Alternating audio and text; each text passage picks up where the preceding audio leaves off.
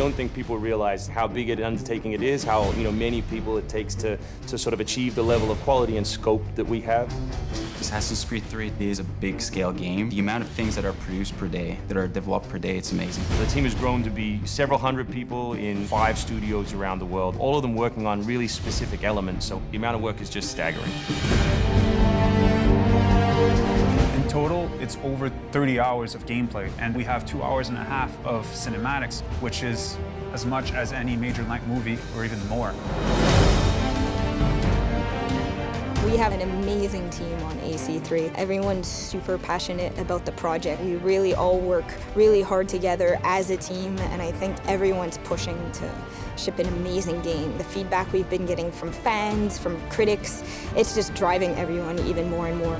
When we started AC3, we knew it had to be big and ambitious and different. It would be a challenge because so many things Alex wanted to do didn't exist or weren't possible at that time. We took it on us to make it happen. Stuff like the snow for the seasons or the ocean, we just had to create it from scratch. It's very rare in your career that you get an opportunity to try and go for the gold medal, and we really felt like this was our shot at it. A lot of tired people on the floor right now, but a lot of happy, tired people.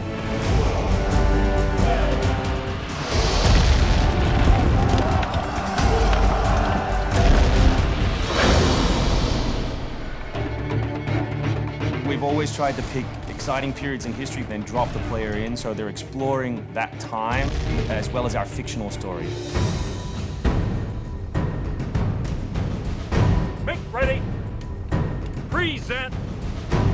The American Revolution was a very pivotal time because the concept of self-government as opposed to being governed by royals, it was very radical for the era. It's a great setting for a game because there's high stakes.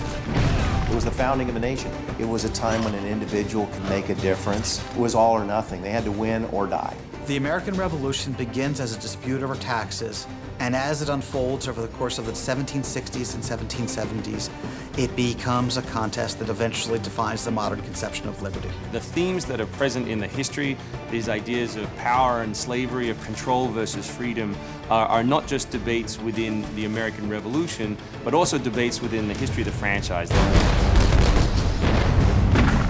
The Revolutionary War was an incredibly brutal experience. If you think about these weapons, muskets and flintlock pistols, they're one-shot weapons, they're very inaccurate, cannonballs were ripping off limbs. This is something you just don't really hear about in the history books, and something we wanted to bring to life in the game. I think that the primary draw of the AC franchise is the fantasy of being an assassin. To be this guy that can sort of move in and out of public and private spaces, who has all of these different weapons and abilities at his command, that's part of the secret society. Connor is our new hero in Assassin's Creed 3. He's half British, half Mohawk. He's humble and more grounded to nature type of person. We did a lot of research into Native American culture. We've recorded dialogue in their native language. The main character, he is half Ganyagehaga. He speaks Ganyageha. It's not a very book language, it's more oral. My job is to make sure that their intonation is good and their pronunciation is on. Excellent. I loved it. And we've tried very hard to reflect their culture as accurately as possible. His name, Radun Hagedum, it refers to a life that is scratched, meaning that he had to struggle to survive. Connor, as a hero, is someone who sees himself as a defender of the people. He's more inclined to justice than revenge. It's one thing to declare our independence. Now, my friend, we must make it so. Connor's goal is to assassinate key historical figures at major battles, at major events during the Revolution.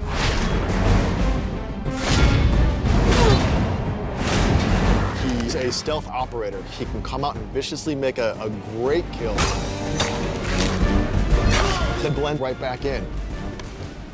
using your battle space around you. I mean, it's never you're just stand there and box another guy. It's turning around, finding the object next to you, slamming on the guy's head, using the tools that you have as weapons to take out your enemies. It's unconventional. It's guerrilla warfare.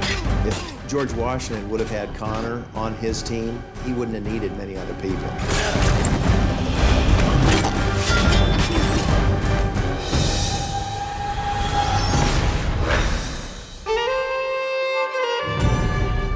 Next is an engine that gives us the possibility to do things that were not possible to do before. The weather system, the seasons, the formable snow, bigger worlds in general, the ocean. It's the sum of 3 years of improvements that we've built upon. Brand new navigation system, brand new combat system, 2,500 characters on screen at any one time, being able to cut through interiors in the city. Anvil Next is a massive leap forward in terms of gameplay opportunities.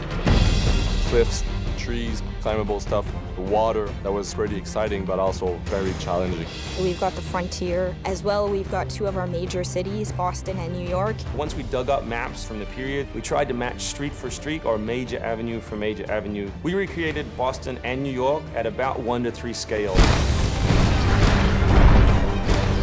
We set out with crazy ambitions for this game, and with Anvil Next, it brings the experience to a whole new level. The fascinating thing for us is that we can bring history to life. We can actually make it a place that's explorable and vibrant and real. We hope we're offering by far the biggest and best Assassins yet.